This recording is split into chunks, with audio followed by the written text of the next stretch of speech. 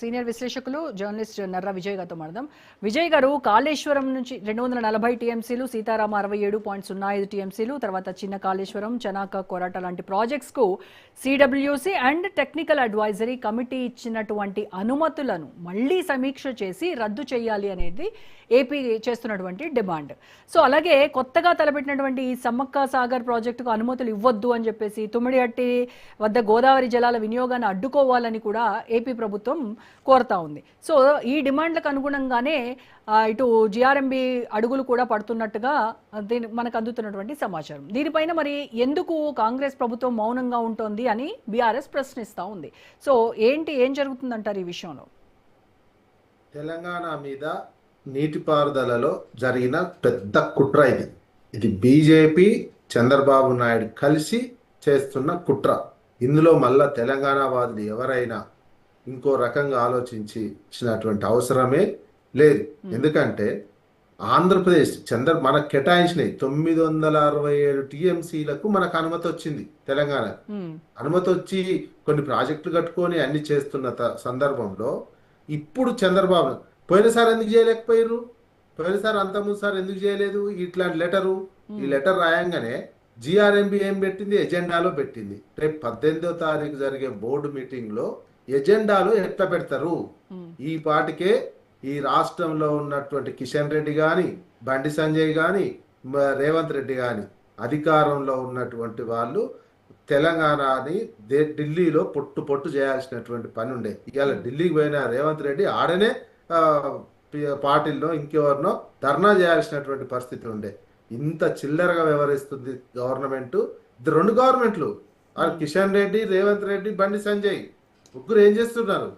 మంత్రులు, ఎంపీలు, వీళ్ళు 8 మంది ఎంపీలు, వాళ్ళు 8 మంది ఎంపీలు.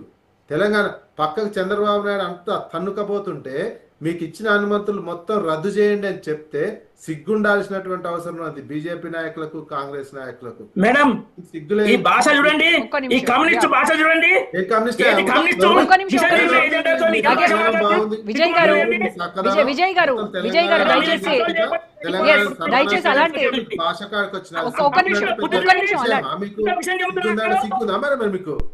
తెలంగాణకి ఇట్లా అన్యాయం చేస్తుంటే మాకైతే రక్తం మరుగుతున్నది. ఇంత చండాలమైనటువంటి నాయన అని మాకు రక్తం మరుగుతున్నది. చండాలమైన ఓడన్నా లేకపోతే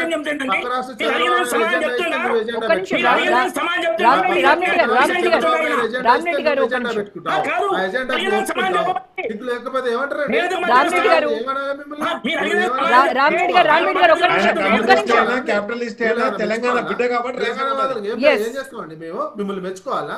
పక్క రాష్ట్ర సీఎం ఎజెండా ఇస్తే ఎజెండాలో పెడతారు. మీ సెంట్రల్ మినిస్టర్ పార్టీలు తెలియకుండా జిఆర్ఎంబి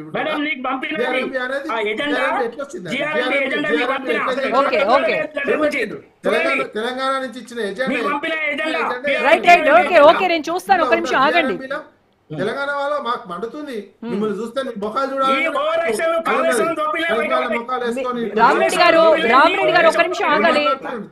తెలంగాణ జరుగుతున్న కుట్రలో చంద్రబాబు నాయుడు వీళ్ళకి సపోర్ట్ చేస్తున్నాడని చంద్రబాబు నాయుడు చెప్పినట్ల చంద్రబాబు నాయుడు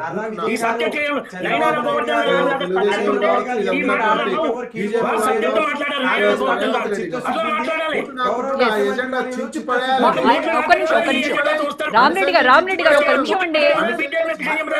రామరెడ్డి గారు ఆయన ఒక అనలిస్ట్ గా వచ్చారు. ఆయనకి ఏ పార్టీతో సంబంధం లేదు.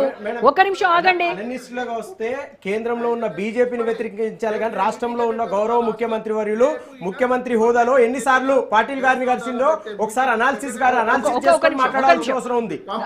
నగేష్ గారు, రామరెడ్డి గారు ఒక్క నిమిషం అండి. విజయ్ గారు ఒక అనలిస్ట్ గా మాట్లాడుతున్నారు. ఆయనకి ఏ పార్టీతో సంబంధం లేదు కదా, ఒకసారి వినండి. ఆయన అభిప్రాయం ఏంటో వినండి.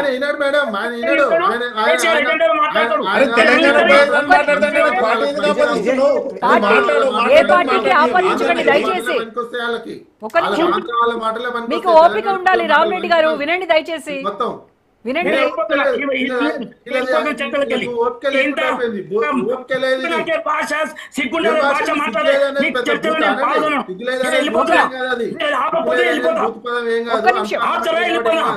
మన ఎవరైనా ఆయన అభిప్రాయం ఈ వినాలి. భాష ఆపుతానని వెళ్ళిపోనా? రామిరెడ్డి గారు రామిరెడ్డి గారు ఆ భాష ఏందండి? బూతులాప భాష.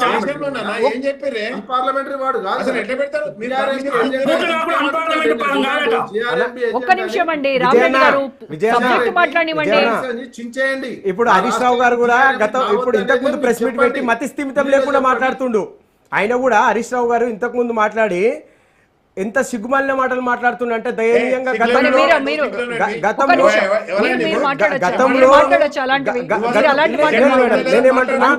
హరీష్ రావు గారు ఏం మాట్లాడిండ్రో ఒక్క నిమిషం. మీరు ఎజెండాని రేవంత్ రెడ్డి ఎజెండా చించేయాలండి. ఢిల్లీకి పోయి మా రాష్ట్రానికి ఎవరు జిఆర్ఎంబీలో ఎవరు రావద్దు, వీడికి సెంట్రల్ నుంచానా రావద్దు. మన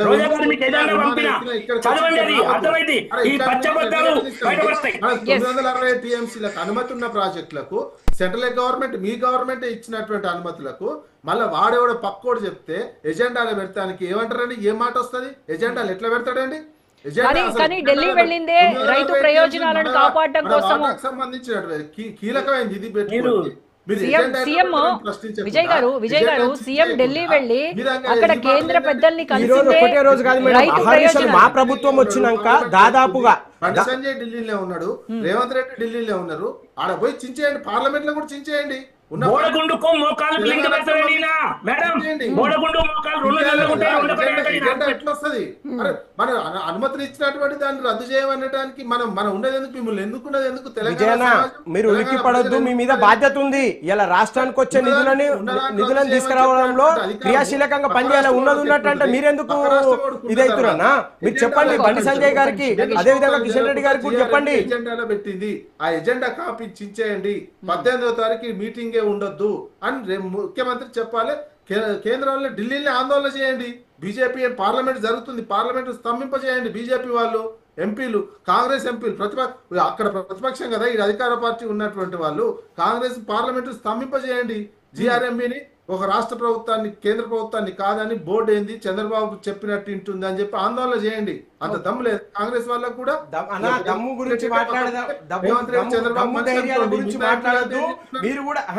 చేయొచ్చు కదా. మేము అవకాశం వచ్చిన రోజు దమ్ము ధైర్యం చూపించాలా, లేకపోతే ఢిల్లీలో జరిగిన సంఘటన ఆ విధంగానే కూడా ఖచ్చితంగా మేము తెలంగాణ రాష్ట్ర పక్షాన మా ప్రభుత్వము మా గౌరవ ముఖ్యమంత్రి చిత్తశుద్ధితో